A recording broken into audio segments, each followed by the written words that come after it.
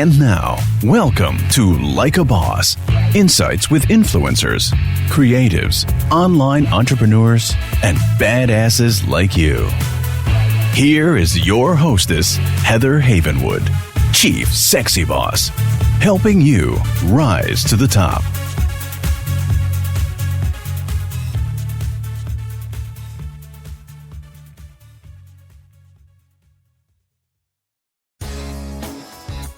Are you a coach, consultant, small business owner, or online entrepreneur? Do you want to significantly grow your business, triple your list, and double your sales conversions? If the answer is yes, then launching a podcast is the next step. You see, being an expert in your field, having a website is no longer enough to be noticed in today's marketplace. I call it the influencer effect. Being an influencer is the key.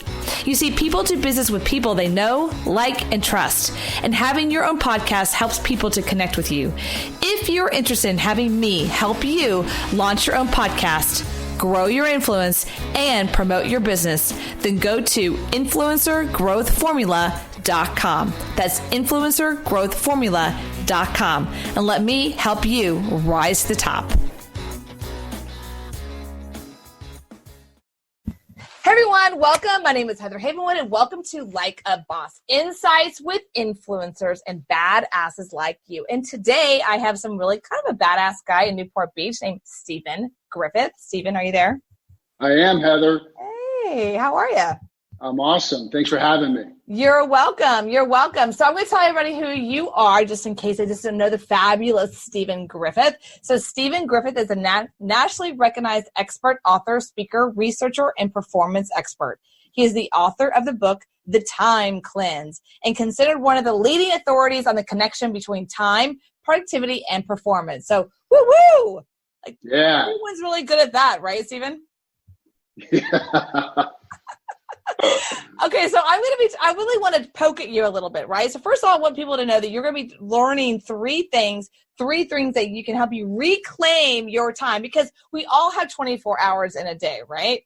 That's right. All right. Okay. So one of the things I want to poke with you about, and I'm going to ask you what those three things are, but I first want to talk to you about productivity and these things called phones. Do they help or destroy our productivity? I love where you're starting at right now, because that's actually one of the top three things. So The phone is amazing. It's an amazing thing. It's changed our businesses, and it also has a dark side. The dark side. It's got a big, big dark side. And the dark side steals, hijacks, and contaminates our time. Mm-hmm. So tip number one, I know you didn't ask me for my first tip, but I'm going to tell it to you right now. Go for it. Time cleanse your phone. Wait, okay, all right. Time cleanse your phone. So is it like leave the phone away from the bed, or what does that mean? No. We listen. We need our phone. We got to keep our phone. Okay. But there's some things you can do with your phone to make it less charming. That's less attentive to us. Less sexy. It's less sexy, right? That's right. We want it to be sexy enough, but not too sexy. Not too sexy, just like the women. Okay, so how can I cleanse my phone to make it less sexy? Okay, I'm going to give you a couple tips that you can do right away. Number one, grayscale it.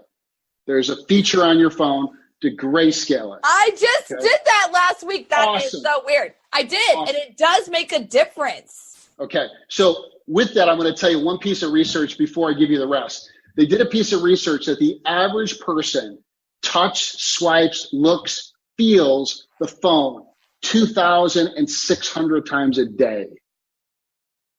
I'm going to say that again, 2,600 times. Okay, so here's what you could do. Grayscale, number one. Number two, remove everything off the home screen. What? Wait. How do you remove? You mean like the picture? No, leave that there. But when you turn it on, for a lot of people, all their apps are coming up right away. Right. So you want to move that to a secondary screen. Nope. Wait. So you can move all that to the secondary screen? Yep. Okay, so what does that do? That just makes you touch it more. You're making us touch it more, Stephen.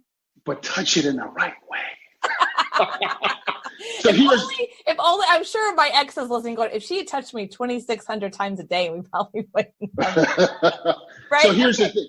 So here's the thing, and it brings in the concept from the time cleanse. It's called timeful. It's called timefulness, and it's improving the quality, experience, and performance with your time. So here's a technique of that. By going to your phone and being present to what you want to use that phone for, not what that phone wants to use you for. Remember, tech companies have one thing they want you to do: go into the rabbit hole. Right. So that one moment of presence, you're making a decision. Oh, I'm going to Facebook. I'm going to Instagram. I'm going to check my email. Versus you just turn the phone on. All of a sudden, you see all your dings and bings and notifications, and now you're gone. Right. That's true. the first thing. That's true. Okay, so I just want to make sure I can actually cleanse out because, some people are watching the video here, but some people aren't. So I have a ton of apps on my home screen. So you're saying to cleanse that out? Get rid of them. Okay. Yeah. Moving to the next page. Okay. And turn off your notifications. For a lot of you listening, you're cringing right now. You're going, oh, what? But also, here's what that does. That's getting you back hundreds of hours a year, because you're in control, not the technology. That's a good point. I mean, where was I at the other day? It was a coffee house. Well, I go to the gym every day, so I'll say that one. So I go to the gym pretty much every day, once or twice, sometimes twice a day. Actually, normally twice a day.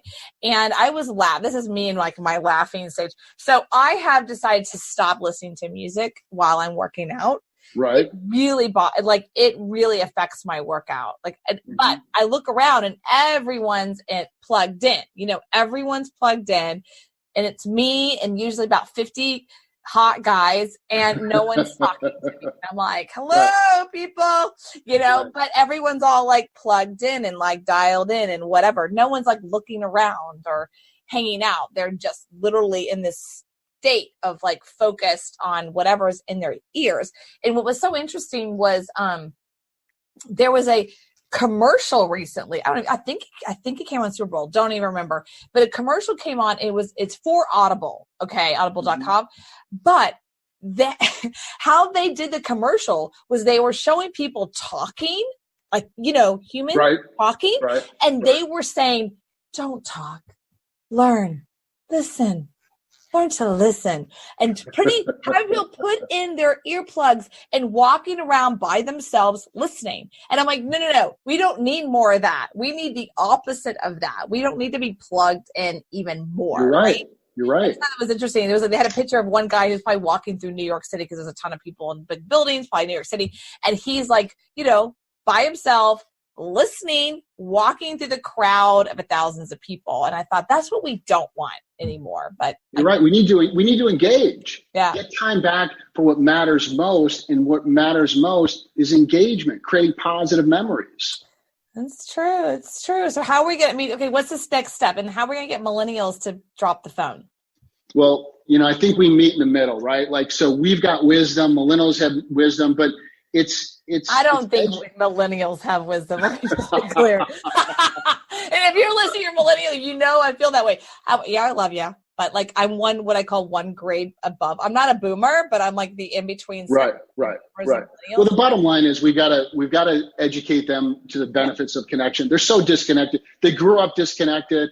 The level of depression medication, anti-anxiety medication of that period of time of kids is off the chart. It really we just got to get them put the phone down.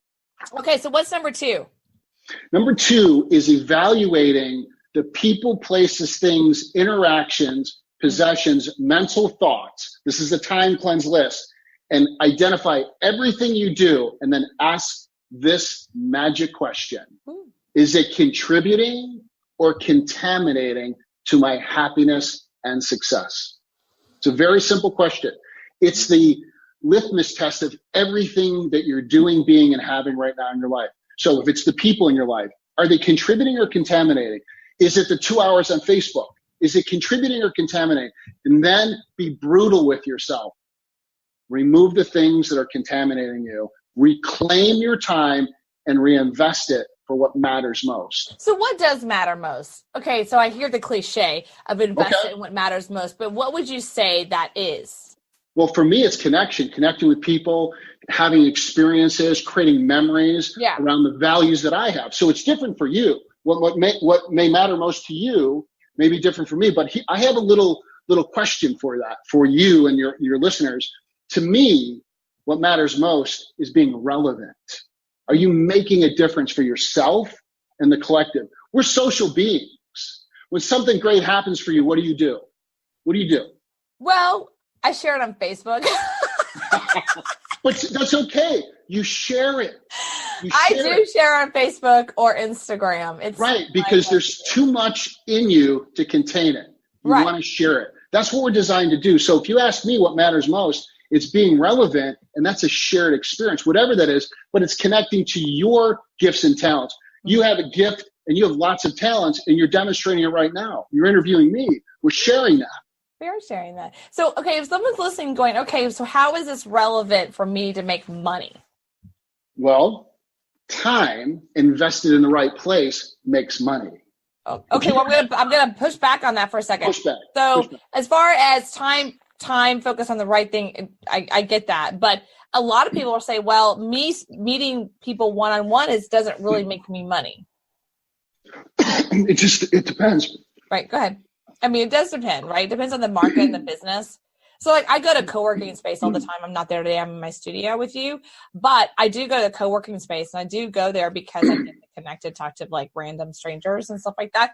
But I mean, really, if I'm cleansing my phone, what am I focused on? Well, in business. Yeah, I'm choked up. let me drink. Hold on. Okay, go ahead. I'm choking you up, Stephen. I'm choking you up. You are definitely choking me up. Okay. So the real thing here is understanding what I call your return on time activities, your high return on time activities. Yeah. You have to understand, if being on your phone makes you money, great. If being one-on-one makes you money, great. But it's getting time back and knowing where to invest it. And it's different for everyone. Yeah. But you have to identify, maybe on Instagram, posting to your audience is a high return on time activity. But you have to have time for it. And most people are operating believing they don't have enough time. Complete illusion. There's plenty of time. They act like this. Have you heard, or has anyone ever said this in your life? If time allows. If my schedule allows. I don't say that a lot, so I don't. I guess I've heard that from other people. I hear it. I've interviewed thousands of people. And just by saying that is saying I'm not in charge of my life. Something outside is. You are time. Yeah. I am time. By our yeses and nos. That's the fact. Yeah, I think so. I agree with you. I think for myself, I'm a very different. I live by my calendar, and I control my calendar. I control my time, and I protect my time. I get very irritated. Like today, I had somebody no show on an interview, and it's very annoying to me. So I think that time is my love language as well in life. You know, awesome. So to me, you're speaking my language. It's like I control my time. So if someone disrupts my time, or they just want to take my time, or they just want to hang out with me, I'm really weird that way. People reach out to me and go, let's go have coffee. And in my world, I'm like, that means I have to get up, I have to get dressed, I have to drive somewhere for at least 20, 30 minutes. I got to park somewhere. I got to get there. I got to stay there. I'm like, why can't we just have a phone call? You know what I mean? Heather, I want to share something with you. You're going to love this. In the book, in the Time Cleanse, I identify 2 time types. You want to know it? Yeah, sure. Awesome. Number 1, time type number 1, time watchdog. You are a watchdog. I am. You value time. Time is important. You schedule things. Then, second time type, which you don't like, the time lounger. The time lounger is usually late.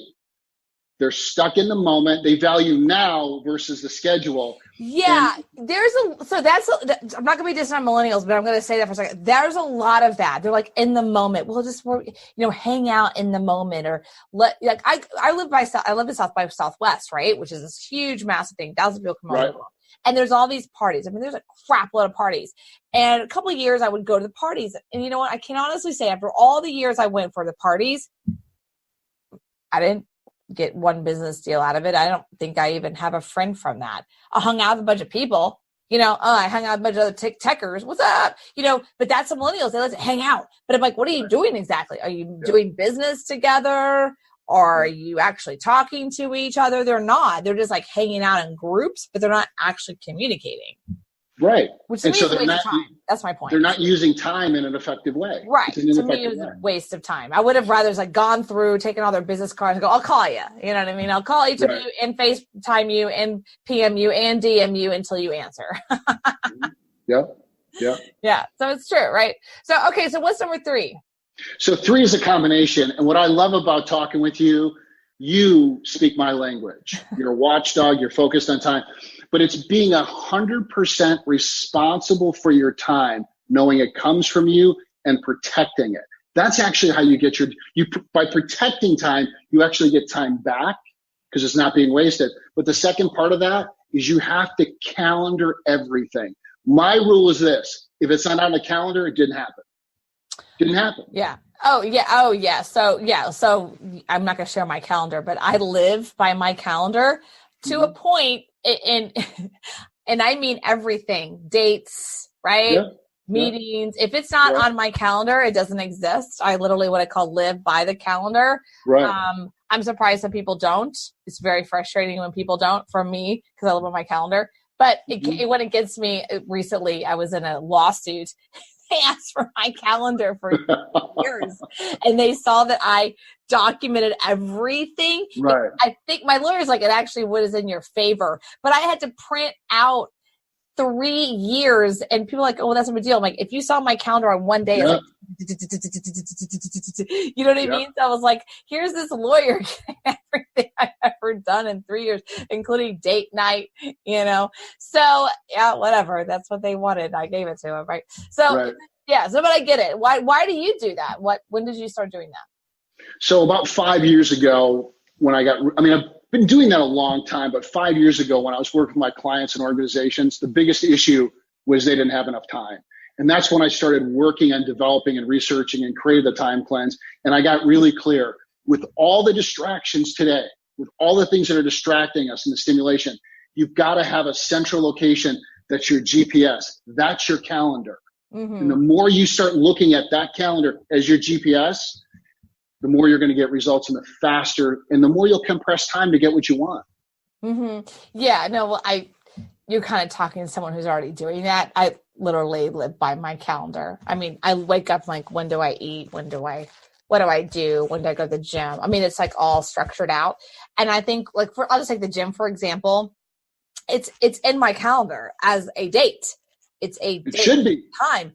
So people are like, are you available at this time? And I'm like, no. They don't know what's there, but it's like, that's a date. That's a meeting. So Heather, this is the great point. One of the things that I teach people is how to say no. I have no problem with that. I guess I'm not going to be. Well, I know you don't, but most people, clearly you don't, but most people don't know how to say no. Right. And what happens is they're giving their time away. You've got to say yes and no to what your values and what you need to do. It's not to just be completely selfish, but people are just giving their time away everywhere. And at the end of the day, they're exhausted and they're on autopilot and they're hypnotized by their technology directing them what to do. So I'm curious what you think of this. I'm going to throw something out and I want you to coach the process, right? So I'm recently single.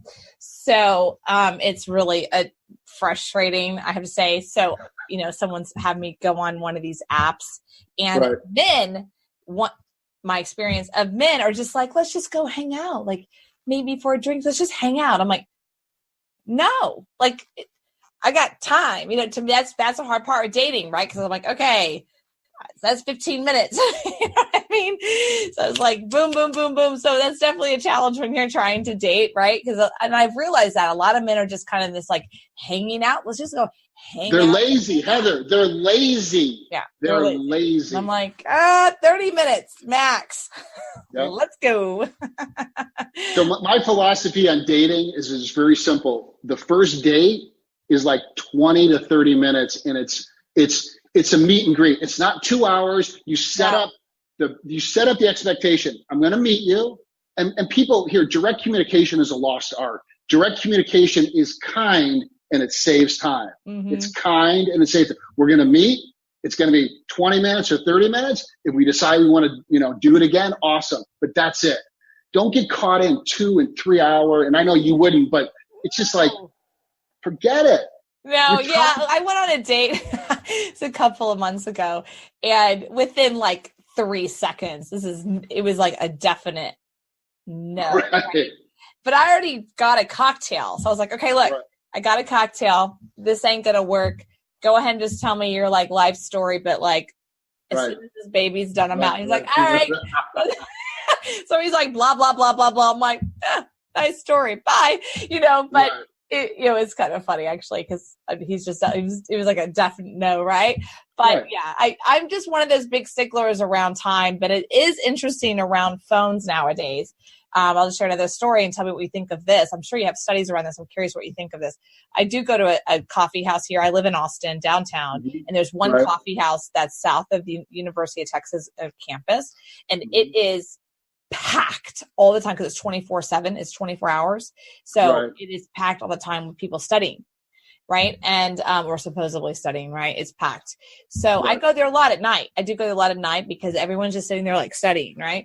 But I realize a lot of people are young. I'm like the oldest one in there, if you want to call that. But I'm noticing a lot of people, like they have a hard time interacting with each other and communicating with each other. And, they're definitely not even millennials because they're all like 19, 20, 21 at this stage. I don't know what generation it is, but what are you seeing? And can you share data or research? So let me first explain what's happening so from a brain perspective. I love the way you think. So here's the deal. When you're on your technology, you're on the left side of your brain. Okay, if you're texting, emailing, and you're focused. So you're self-referencing yourself, not another human being. Now, all of a sudden someone comes up. You've got to shift over to the right side of your brain that's shut off. Mm-hmm. It's not practicing, and people get awkward. It's like a muscle they're not using. So when you're on technology, left brain, referencing yourself, you don't have to worry about the world. All of a sudden, a human being shows up. And the side of your brain that's related and connected to human communication and relatedness is atrophied. Mm-hmm. And this is what's happening. That's true. People don't even, just common conversations, people just can't do it. Right. And what's happening, it's a self-fulfilling prophecy, is they just keep going back into technologies. There's an old quote from a woman that's a researcher. I forgot her name, but this is what she said. She said, we used to use technology to share our feelings. Now we use technology to create them. And that is how we're disconnecting. And so what I do, I constantly, you asked me before, there's times where I leave my phone behind. And I will engage people on a day-to-day basis for my own mental health and the planet's. We got to keep talking. Mm-hmm. I'm not buying into it. I'm not checking out. Mm-hmm.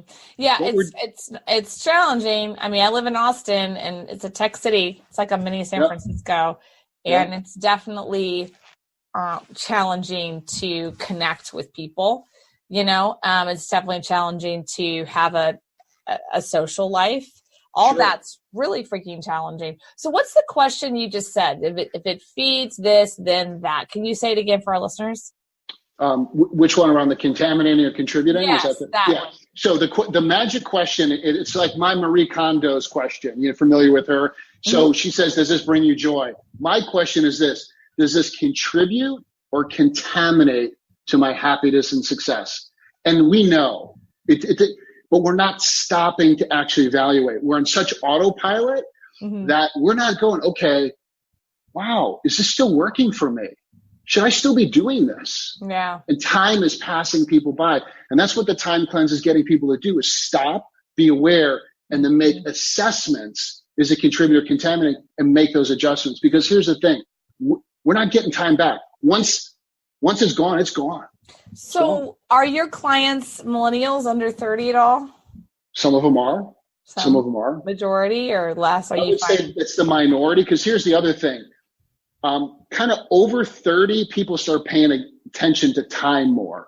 Yeah. When you get into 40, people are really, when you do 50, I do a quick exercise. I take 78, average life expectancy, minus your age, then times 0.6 to subtract out sleep. And that will give you the average amount of time left. And if you're over 40, that's a holy shit number. Okay, here we go. I'm over 40. So what's the calculation? I'm busting out my 78. 78. Minus your age. I'm not going to say it. Okay. times 0.6. All right. I got a number. That's the amount of life awake left on the average. You could be more or less, but that's awake time. 21 years. It gets you in perspective. And Heather, I want to say this because I want you to hear this for everyone. Time is for one thing. It's to create memories that matter, that are your legacy. You know, all this productivity, my book is packed with productivity, rescuing time, changing relationship. But at the end of the day, it comes down to having memories that matter, that we made a difference, that we connected to, that become our legacy, that we left this place a better place, and that we were relevant. We have a whole world of being seen. I'm being seen. Are you making a difference with your time? Mm. So that's the heart message of the book. And I wanted to share that with you. Mm-hmm. Well, it's true. I mean, the question is, are you being, relevant, or are you changing someone's life? I think that's a challenging piece. But to go back to a point you said earlier, people aren't thinking for themselves anymore. You're right. They're not thinking for themselves. And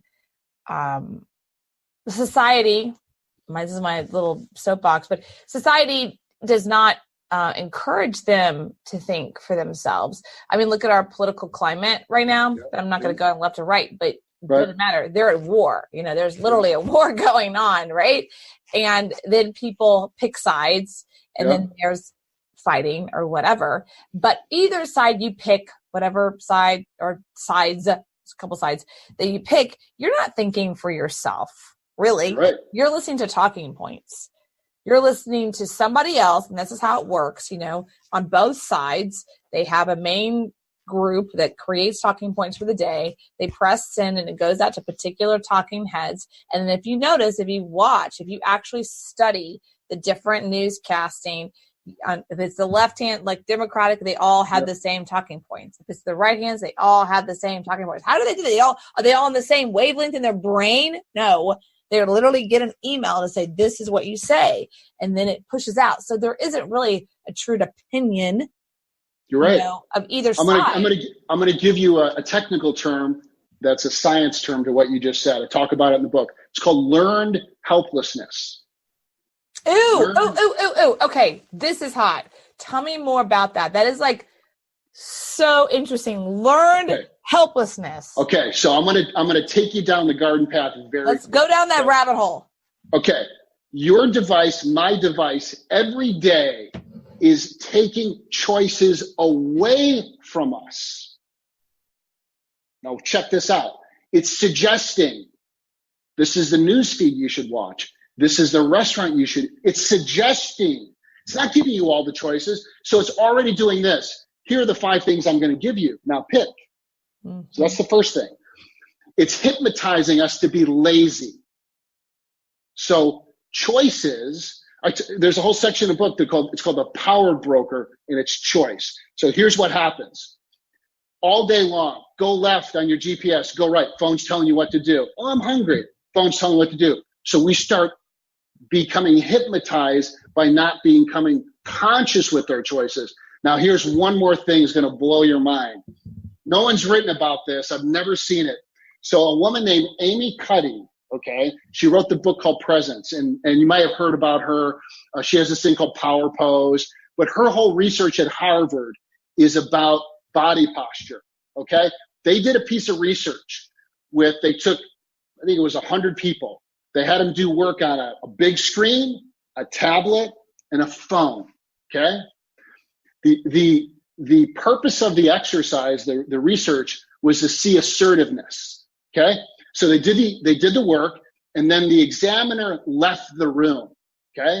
All they wanted to do is see who got up first in these groups. The bigger screen, more assertive. The smaller screen, less assertive. The people on their iPhones sat in the room 3 times longer. Yeah. So think about this. Shocked. Think about this. Now we have learned helplessness. We're not freely choosing. Now we're on devices that change our posture to be less assertive, which leads us to become passive and be manipulated with our time. with our time. And that is something that we got to wake up to, because otherwise it's going to get much worse. We can change it right now. And that's what the time cleanse is about, is getting people conscious. Start choosing what you want, There's a book called Outwitting the Devil. I'm not sure if you heard it or not. Yeah. It's from Napoleon Hill. So I put an excerpt in my book. And so the devil says this: the reason I can take control of people is because 99 out of 100 don't think for themselves. So I get them to start thinking what I want them to do. Think about our culture today, Heather. The devil is our technology. It can be. Yeah. I mean, I just had this conversation with someone this morning about how the fact that especially, I'm going to go down the women's side for just a second. Sure. But women specifically are not taught to think for themselves. Yeah. We're not taught that. I mean, we're not. And people are going to get mad at me. We're not taught to think for ourselves. We are taught to react to men, to react to things, to react to follow. To this. We're not taught to lead and say, this is what we're doing. What women do is, this is what we're doing. Do y'all agree? Do you agree? Do you agree? Do you agree? What do you think? What do you think? What do you think? Do you think that? There's a person I know, and I don't want to say her name, and she's super sweet, but she's got a group that's here in Austin. It's a female entrepreneur group, and she's awesome. However, I've noticed in her language, in her emails and stuff like that, it's a very this is what we're doing. What do you think? It's a very like that. Or she'll say, I'm doing this. What do you think? It's permission-based from the group. It's basically group cultism. You know what I mean? Yeah. Just kind of creating this cultism. And I myself have, and what do you think about cultism? I think that we have a huge cult today. I mean, it's technology really, but what do you think of, cults in general, like from the psychology around it? Well, we're getting cult-like behavior. So like cult-like behavior, if we just simply look at one of the main premises, is you're not choosing for yourself. Yeah, you're not. You're no longer choosing. And so this is the whole thing we've been talking about, Heather, is about back to the phones. And so stopping, connecting with self, going, is this what I want? Is this what I'm choosing? Or am I being manipulated by my friends, my family, technology? It's not just technology. It's everything. Mm-hmm. But we've got to stop. It's a weird question, because if someone says and goes, is this what I want? Where they go is, is this be good for the family? Or is this what my husband wants or wife wants? Or what's what my kids want? Or my kids are first, or, whatever. Or that's not going to, my parents don't want that. I know for myself, good example, I did this. I wanted to be a lawyer. I was adamant on being a lawyer. I'd be a really good lawyer. So, and what I did is I made the mistake is I told my father, I'm going to be a lawyer. And then he spent the next 3 hours after dinner that night telling me why I was stupid for thinking I should be a lawyer. So what do you think I did? You think I went to law school? No, because I wanted to have my parents' approval, my father's approval. Instead, it was this you're an idiot. So what are you going to do? Right. I got to go out there and go, So a lot of this precondition is determining where we're putting our time. Right. So you've got to stop and check in and go, what do I want? To do that, you have to reflect on yourself, where you're at, and really look inside of what matters most. And that's my mission, is to get people to stop, go, what's important to me? Okay, all this stuff, this contaminant, get rid of it. Let me focus my time over here, and then teaching people how to then perform with their time. It's so they can make those memories. Mm-hmm. I just keep saying memories. At the end of the day, on our deathbed, you and I are not going to be going, gosh, I wish I could have had that other pair of Prada. Or could I have had a yellow Ferrari? It's not happening. No. So let's connect to what matters most now and create a legacy right now. Mm-hmm. Yeah, I agree with that. That's interesting. So where can people find you? And I think you have a free gift. Yeah. So for your listeners, if you go to StephenGriffith.com/like a boss, because that's you, not like a boss, you are a boss. I have a free time performance toolkit report, improving tactics and strategies to get back time or perform. And then also the book's out.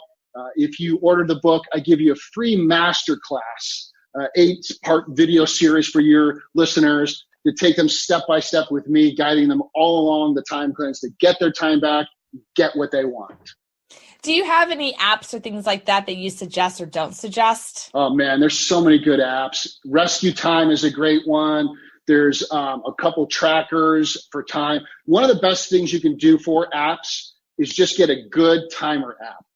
You know, so I want you to suggest a good timer app, and then about notifications. Let's go down those two routes. Okay, notifications. First of all, notifications, shut them off. All of them. If you take one thing away from today, shut them off. Okay. Just shut them off. Don't, because you're going to start training your brain. Mm-hmm. And I'm going to tell you, for timers, the best thing, the simplest, if you have an iPhone, just use your timer on your iPhone. Time yourself. That's the biggest thing you can do. I'm going to spend time with my friend. Here's my timer. I have a client call. Preset the timer and let them know, man, I'm glad I'm going to talk to you. I've got 15 minutes. Let's get to it. If we need more time later. But timing what you do, for watchdogs, it's even better. And for loungers, it can be a lifesaver. Yeah, a lot of loungers, I know they're going to say, I want my freedom to chill, I could never date someone like that. Yeah, well, so here's the thing that you can take and use. Here's the thing. Structure creates spontaneity. No structure creates chaos. Mm-hmm. Mm-hmm. And that's what they live in. Mm-hmm. Unfortunately. That's why I live by my calendar. It's very true. So say that again. Structure allows spontaneity. Mm-hmm. No structure creates chaos. It's so true. I mean, it's just, people are going to be like, what? Structure does create spontaneity. That's right. When I didn't live on my calendar, it was chaos. I felt very untethered. You know what I mean? Like, just kind of like, Yep. When I live by the calendar, there is a freedom to it. There's a huge freedom to know, this is what I'm doing, this is what I'm getting at, this is what I'm creating, this is what I'm doing, this is what I'm structured. I control my calendar. No, I'm not available. And that's something that the no piece is like, what do you teach people around the no piece? So I teach them, first of all, to have go-to no's ready to go, especially women. My mom raised me, single mom, never had time. It's one of the big motivations to help single moms and women get their time. I watched my mom have no time for herself. I watched it, and it was painful. So to say no, practice it. And this technique of recording yourself, practicing saying no, listening to yourself. So one of the techniques that I do that I love sharing is this. Someone asked me to go to dinner. Somebody asked me to do something at night. I say this, man, I really appreciate you asking me, and I love your company. I have a predetermined agreement with myself that I go to bed early and wake up and train in the morning. So I'm not going to go to dinner with you. And people go, oh okay. Predetermined agreement with myself. Predetermined agreement with myself. Oh, I love that. So it has nothing to do with them. And so I don't go out because I get up early, go to the gym. Now, if I want to see them on the weekend, or I go, but I could see you on, Saturday afternoon. So you're a little nicer. I just say I'm unavailable. Yeah. So whatever your style is. Yeah, like that's me, right? But I think that I'm going to say this for the women, not you, but I think women, we are trained. I had to get over this myself. We're trained, if someone asks us to do something like that and we can't or whatever, we give an excuse like, oh, I can't, I'm actually, and they say like whatever's there. But the problem with that is it opens up the door, because someone can be like, oh, what, you're choosing that over me? Or, whatever. You should never have to defend your no. Right. So that's why I now choose, because I've had to go through this myself recently. I've noticed that I explain my no, or explain instead of no, unavailable. Can we create another time? Period. And it's interesting, because the more I'm saying, like, I use the word no in text, people are literally viscerally responding to that. Heather, people are not used to direct communication. Unavailable. Kind. I mean, direct is kind. Direct is kind. It is. It really is, because what happens is, like, let's say I schedule that time to work on a project. right? Or writing project. And if I say, no, I'm unavailable because I have to work out, what happens is they're like, well, I'm more important than that writing project, or I'm more, they compare that this thing is, it's a social event. Oh, you don't have to do that. You can do it tomorrow. They bargain with you. Exactly. And so Heather, if it's just, I'm unavailable, period. So you got me so excited about this part. I want to share this last statement on this. Okay. Your no to them is a yes to you. Yes, sir. Simple as that. As simple as that. So true. No, I get it. I'm with you. Okay, where can they find your book and your masterclass? It's at StephenGriffith.com/like a boss. Woo. And they can order it on Amazon as well. But yeah, like a boss, so they can connect through you. And the name of the book is Time to Cleanse. The Time Cleanse. The Time Cleanse. The Time Cleanse. So step one, make sure you clean off your apps, which on your home screen, which I'm going to be doing, and a grayscale. Do that as well, and start timing yourself. And remove toxic people. That's right. Anything that's contributing or contaminating, identify it, get rid of it, and be 100% responsible for your time. And that goes down to saying yes and no to what's important to you. I love it. That's so true. All right, awesome. everyone. Thank you so much, Stephen Griffith, for being here. You can go to StephenGriffith.com/like a boss to get the videos as well as his book and his masterclass. All right, everyone. This is Heather Havenwood. Check us out on Spotify, iHeart, Google Play, iTunes, Roku, TuneIn, a bunch of other places as well. Heather Havenwood, Like a Boss. Until next time, rise to the top. Thank you, Heather. You're welcome.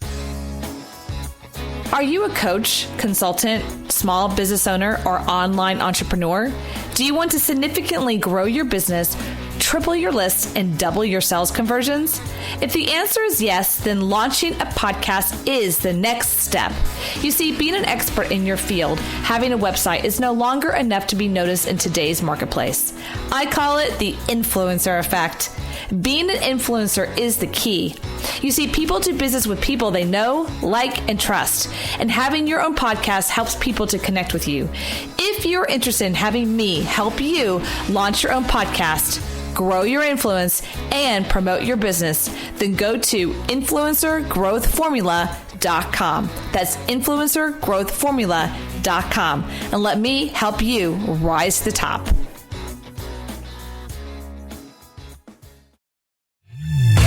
Thank you for listening to Like a Boss, helping you rise to the top. Join Heather's mastermind at influencertribe.com, where she helps you become an influencer and dominate your field. Follow Heather Havenwood on Instagram. Interested in interviewing or scheduling a call with Heather? Go to callwithheather.com. For more, go to heatherhavenwood.com.